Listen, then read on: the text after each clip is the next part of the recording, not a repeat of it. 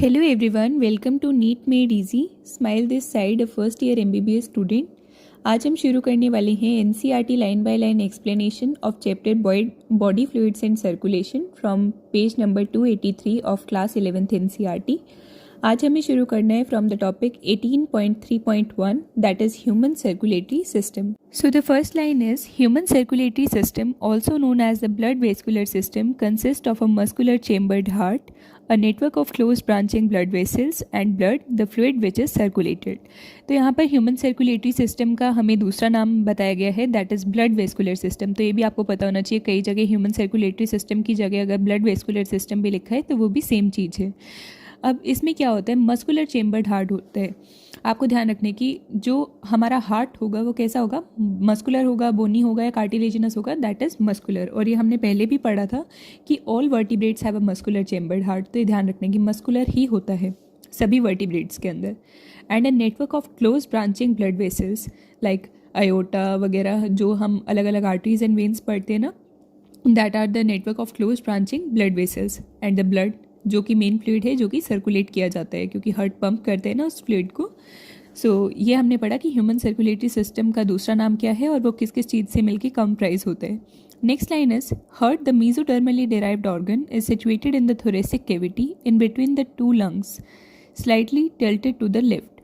तो हार्ट हमें बताया गया है कि इसका ओरिजिन कैसा है, मेसोडर्मल है, एंडोडर्मल है, कैसा है. तो दिस इज मेसोडर्मली डिराइव्ड ऑर्गन. तो ये भी आपको याद रखना है. और ये कहाँ पर सिचुएटेड होता है, इन द थोरेसिक कैविटी, दो लंग्स के बीच में. और स्लाइटली किस साइड टिल्टेड होता है, लेफ्ट साइड या राइट साइड. तो आपको ध्यान रखना है लेफ्ट साइड की तरफ ये टिल्टेड होता है. It has the size of the clenched fist. Clenched fist क्या होती है, जब हम अपनी मुट्ठी बंद कर लेते हैं ना, तो उतने साइज का होता है हमारा ह्यूमन हार्ट.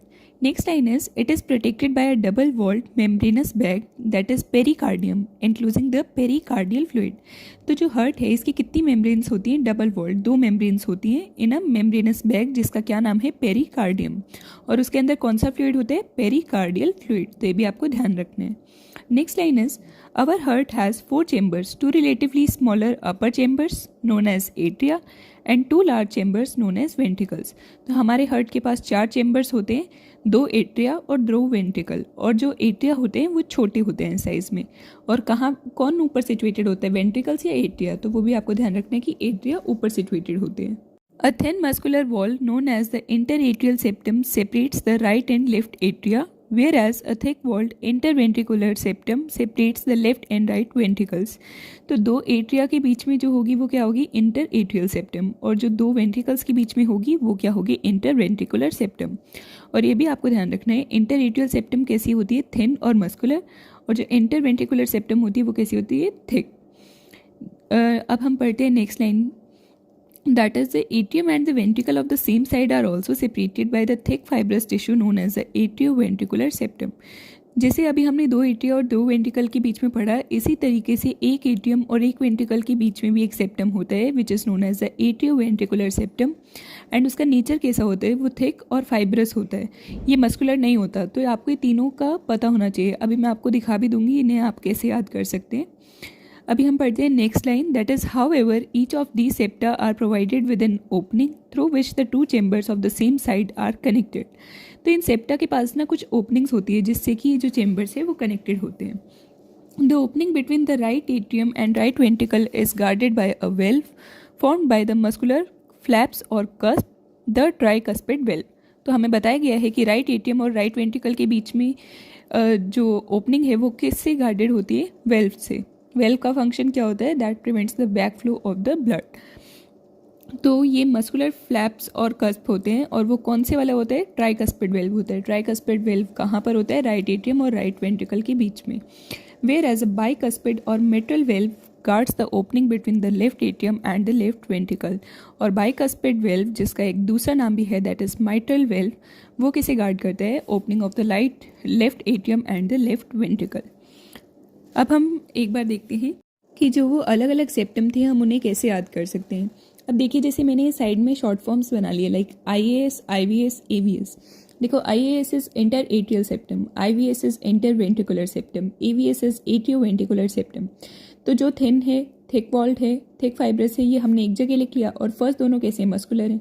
अब आप अगर उन लाइंस को याद करने की कोशिश करेंगे मुश्किल लगेगा, लेकिन इस तरीके से आप शॉर्ट में लिख लेंगे तो आपको आसान हो जाएगा। अब यहाँ पर मैंने एक और चीज़ आप देखेंगे, नीचे एक छोटू सा डायग्राम बनाया है जिसमें हार्ट बनाया और दिखा दिया कि राइट एट्रियम और राइट वेंट्रिकल के बीच में ट्राइकस्पिड वेल्व है और लेफ्ट एट्रियम और लेफ्ट वेंट्रिकल के बीच में बाइकस्पिड, और जिसका दूसरा नाम क्या है, माइटल वेल्व, तो वो प्रेजेंट है। तो इस तरीके से आपको याद रखने में आसानी होगी। अभी हमने इस पेज पे जितना पढ़ लिया है हम उसको थोड़ा सा रिवाइज कर लेते हैं।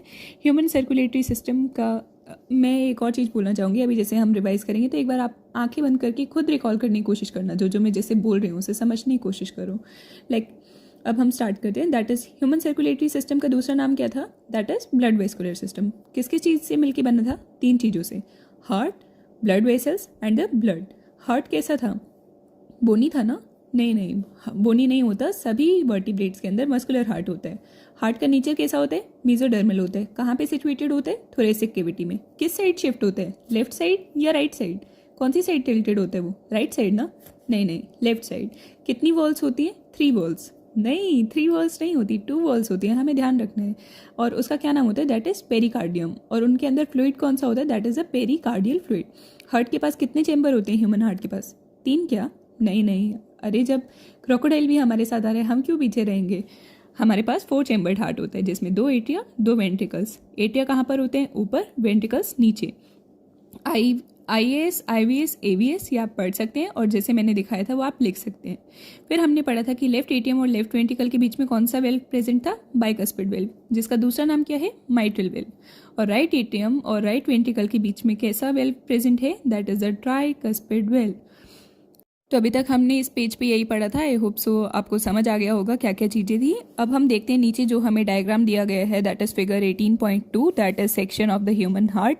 वेरी इंपॉर्टेंट डायग्राम जिसमें आपको समझना होगा क्या क्या लेबलिंग्स हैं, उन पे आप ध्यान दें। हमें क्या क्या लेबलिंग शो की गई हैं, aorta, pulmonary artery, pulmonary vein, left atrium, bundle of His, left ventricle, interventricular septum, apex, vena cava, sinoatrial node, right atrium, atrioventricular node and the कोडी टेंडिने एंड राइट वेंट्रिकल। तो देखिए जो aorta और pulmonary artery है ना, उसमें आप add कर सकते हैं कि इनके पास कौन से वेल्व्स होते हैं, that is a semi lunar valves. तो ये आप लिख सकते हैं अलग से। और जो कोडी टेंडिने शो किए गए हैं इनके बारे में थोड़ी सी आप एक्स्ट्रा इन्फॉर्मेशन ऐड कर सकते हैं कि these are the special fibrous cords attached to the flaps of the bicuspid and tricuspid valves at one end and on the other end with ventricular wall with the muscles known as the papillary muscles. Chordae tendineae prevent bi- and tricuspid valves from collapsing back into the atria during the powerful ventricular contraction. तो ये हमने पढ़ लिया कि कॉर्डे टेंडिने क्या होते हैं और इनका क्या फंक्शन है, और डायग्राम की लेबलिंग आप ध्यान से देख लेंगे, and particularly the SA and AV node की and the bundle of His की। अब हम आते हैं नेक्स्ट पेज पर। So the next line which we have to study is that the openings of the right and left ventricles into the pulmonary artery and aorta respectively are provided with the semilunar valves। ये तो अभी हमने figure में भी mark कर लिया ना कि जो पल्मनरी आर्टरी है और जो aorta है वो कौन से वेल्व से प्रोवाइडेड होती है, दैट इज अ सेमील्यूनर वेल्व्स। ये आपको ध्यान रखना है। The valves in the heart allow the flow of blood in only one direction, that is from the atria to ventricles and from ventricles to the pulmonary artery or aorta. These valves prevent any backward flow. तो यहाँ पर हमें valves का function बताया गया है जो हम पहले पढ़ चुके हैं कि ये बैकवर्ड फ्लो नहीं होने देता ब्लड का, ये एक ही डायरेक्शन में ब्लड का फ्लो कराते हैं। तो अगर ये भी बोला जाए कि valves show the unidirectional flow of blood, तो बिल्कुल करेक्ट स्टेटमेंट होगी। तो इस तरीके से आपको अगर थोड़ा सा मोल्ड करके भी दिया जाए तो आपको अपने कंसेप्ट पे भरोसा रखना है और उसी के अकॉर्डिंग आंसर देना है। तो ये हमने पढ़ लिया कि वेल्व्स का फंक्शन क्या है, कौन कौन से वेल्व्स कहाँ कहाँ प्रेजेंट होते हैं। हमने कितने वेल्व्स पढ़ लिए, देखो, bicuspid, tricuspid and the सेमील्यूनर valves. अब हम आते हैं नेक्स्ट पैराग्राफ पे। So the first line is the entire heart is made up of the cardiac muscles. तो हार्ट की जो मसल्स हैं उनका क्या नाम होगा, कार्डियक मसल्स। और जो पूरा हार्ट है वो कार्डियक मसल से बना है। और हमने वैसे ही पढ़ा था कि मस्कुलर चेम्बर्ड हार्ट होता है, तो वो मेनली किन मसल्स की वजह से, that is a cardiac muscles. Next line is the walls of ventricles are much thicker than the atria. तो कौन सी वॉल्स ज़्यादा थिकर होती है, वेंट्रिकल्स की या एट्रियम की? वेंट्रिकल्स की ज़्यादा थिक होती हैं। ऐसा क्यों होता है, क्योंकि जो वेंट्रिकल्स हैं उन्हें पूरी बॉडी को पंप करना पड़ता है ना ब्लड को, तो इस वजह से उनको जो स्ट्रॉन्ग वॉल्स की नीड होती है, इसलिए उनकी वॉल्स थिक होती हैं। Next line is a specialised cardiac musculature known as the nodal tissue is also distributed in the heart. तो एक स्पेशल कार्डियक मस्कुलेचर होता है जिसे हम नोडल टिश्यू बोलते हैं, वो भी हार्ट के अंदर प्रेजेंट होता है, जिसके बारे में अभी हम पढ़ेंगे। A patch of this tissue is present in the right upper corner of the right atrium known as the sinoatrial node। तो right upper corner of right atrium, ये ना आप एक छोटा सा डायग्राम बना लें, जैसे राइट एट्रियम के अंदर और अपर कॉर्नर में उधर शो कर लें कि this is a AC node.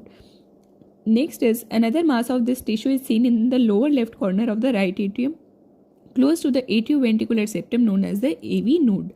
तो सेम चेंबर के अंदर लोअर लेफ्ट कॉर्नर में क्या प्रेजेंट होगा, AV node. Next line is a bundle of nodal fibers, atrioventricular bundle, continues from the AVN which passes through the atrioventricular septa to emerge on the top of the interventricular septum and immediately divides into the right and left bundle।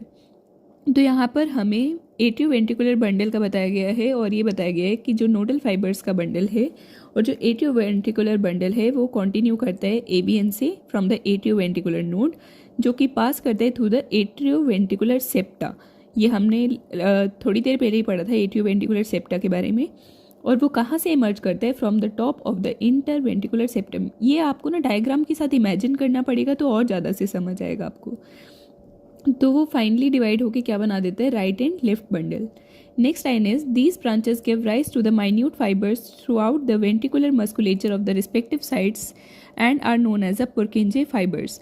तो ये जो branches हैं ये छोटे छोटे fibres को arise करती हैं which are known as a Purkinje fibres. और ये कहाँ प्रेजेंट होते हैं पुरकिंजे फाइबर्स, अगर आपसे पूछा जाए, these are present in the ventricular musculature, ventricles के अंदर प्रेजेंट होते हैं ये। Next line is the nodal musculature has the ability to generate action potential without any external stimuli, that is it is auto excitable। तो जो हमने nodal musculature पढ़ा ऐसे नोड, उसके पास एबिलिटी होती है कि वो एक्शन पोटेंशियल को जनरेट कर सकता है बिना किसी एक्सटर्नल स्टिमुलस के। इसका मतलब क्या है कि वो क्या है, ऑटो एक्साइटेबल है, और जो बिना किसी एक्सटर्नल स्टिमुलस के जनरेट कर पाए एक्शन पोटेंशियल को, उसे हम क्या बोलते हैं, myogenic. Next line is, however, the number of action potentials that could be generated in a minute vary at the different parts of the nodal system। और जो एक्शन पोटेंशियल्स का नंबर है वो वेरी कर सकता है अलग अलग पार्ट्स ऑफ नोडल सिस्टम में।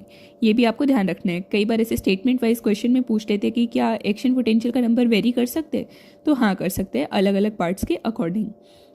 Next is the essay node, SAN is SA node can generate the maximum number of action potential that is 70 to 75 per minute। तो पहले तो आपको ये पता होना चाहिए कि कौन मैक्सिमम एक्शन पोटेंशियल जनरेट कर सकते हैं, एसे नोड या एवी नोड। तो एसे नोड कर सकते हैं, और कितना, 70 to 75 पर minute, and is responsible for initiating and maintaining the rhythmic contractile activity of heart. ऐसे नोड क्या करता है, इनिशिएट करता है और मेंटेन करता है rhythmic contractile activity of heart को। Therefore it is known as the pacemaker. तो इसलिए हम ऐसे नोड को क्या बोलते हैं, pacemaker of the heart. तो ये भी आपको ध्यान रखना है। Our heart normally beat 70 to 75 times in a minute which average 72 beats per minute. तो ये हमारा नॉर्मल हार्ट रेट बता दिया कि एवरेज तो होती है 70 से 75 के बीच में, लेकिन एवरेज क्या है, that is 72 beats per minute. तो अब यहाँ पर हमने मेन क्या पढ़ा, यहाँ पर हमने कार्डियक मस्कुलेचर के बारे में पढ़ा, that is the nodal tissue. तो हमने दो टाइप के पढ़े, एसे नोड, एवी नोड। एसे नोड कहाँ प्रेजेंट होते हैं, एवी नोड कहाँ प्रेजेंट होते हैं, उनकी हमने लोकेशन पढ़ी। फिर आपको एक चीज़ पता होनी चाहिए कि SA node is the pacemaker of heart, and जो एवी नोड है that is known as the pacesetter of the heart. फिर हमने पुरकिंजे फाइबर्स के बारे में पढ़ा कि वो वेंट्रिकल्स में सिचुएटेड होते हैं। Then we studied that human heart is a myogenic heart and it is auto-excitable, that it can generate the action potentials without any external stimulus। और कौन ज़्यादा action potential generate कर सकता है, maximum number, that is the SA node। और कितना कर सकते हैं, 70 to 75 per minute। And it is also responsible for initiating and maintaining the rhythmic contractile activity of heart। तो ये आपको ध्यान रखना होगा कि ऐसे नोड का एक और भी फंक्शन है एक्शन पोटेंशियल जनरेट करने के अलावा, that is it can initiate the activity of heart and it can maintain the rhythmic contractile activity of the heart. फिर हमने पढ़ा कि हार्ट कितना बीट करता है, 72 beats per minute, this is the average. तो आज हमें यहीं तक कवर करना था। आई होप सो आपको अच्छे से समझ आ गया हो। कोई भी डाउट हो तो आप पूछ सकते हैं। Thank you so much.